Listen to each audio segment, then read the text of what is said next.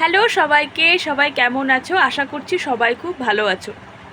আজকে আমি যেই বিষয়ে কথা বলবো সেটা হচ্ছে ব্রেস্ট মিল্কের সাথে কি মায়ের ব্রেস্ট ডায়েটের সাথে কি ব্রেস্ট মিল্কের কোনো সম্পর্ক আছে নাকি। এটা একটা অনেক বড় মিথ বা ভুল ধারণা রয়েছে আমাদের সোসাইটিতে, যে মা যদি কিছু উল্টোপাল্টা খায় তাহলে বেবির ওপর প্রভাব পড়ে। এটা কিন্তু একদম একটা ভুল ধারণা। কারণ মা যে খাবারটা খাচ্ছে সেটা ডিরেক্ট কিন্তু ব্রেস্ট মিল্কে যাচ্ছে না, কারণ ব্রেস্ট মিল্ক তৈরি হয় ব্লাড দিয়ে। তো সুতরাং মায়ের খাবারের সাথে ব্রেস্ট মিল্কের কিন্তু কোনো সম্পর্কই নেই।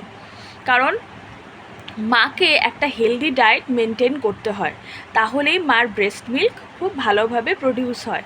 সেই জন্য মা যদি কোনো মানে বেশি উল্টোপাল্টা খায়, যে যদি কেউ বলে তোমার তুমি উল্টোপাল্টা খেয়েছো দেখে বেবির গ্যাস হয়েছে, বেবির পেট ব্যথা হয়েছে, বা তুমি আইসক্রিম খেয়েছো দেখে বেবির ঠান্ডা লেগে গিয়েছে, বেবির জ্বর হয়েছে, সেটা কিন্তু একদমই ভুল ধারণা।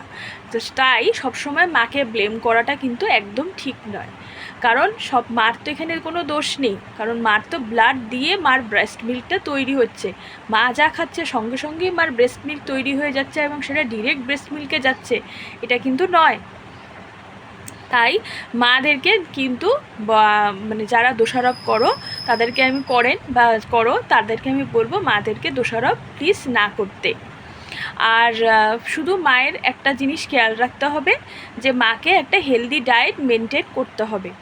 যদি মা খুব বেশি পরিমাণে আনহেলদি বা বেশি ফ্রাইড ফুড খায়, বা ফ্রাইড ধরো ফ্রাইড চিপসগুলো খায়, বা বেশি তেলে ভাজার মতন খাবার খায়, তাহলে এটা ট্রান্স ফ্যাট, যেটা বেবির বডিতে চলে যাবে, যেটা বেবির বডির জন্য একদমই ভালো না। তাই মা যদি ভিটামিন ডি বা ভিটামিন সি যুক্ত, ভিটামিন ডি নয়, ভিটামিন সি যুক্ত, ভিটামিন 12 যুক্ত বিভিন্ন খাবারগুলো খায়, তাহলে কিন্তু বেবির জন্য অত্যন্ত ভালো, কারণ সেটাই ব্রেস্ট মিল্ক দিয়ে বেবির শরীরে যাবে এবং বেবির শরীরে ইমিউনিটি পাওয়ার গ্রো করবে।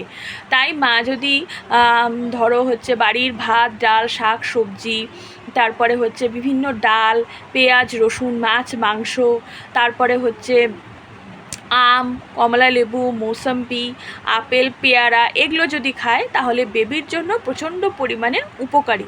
তাই মার একটা হেলদি ডায়েট মেনটেন করা খুব দরকার।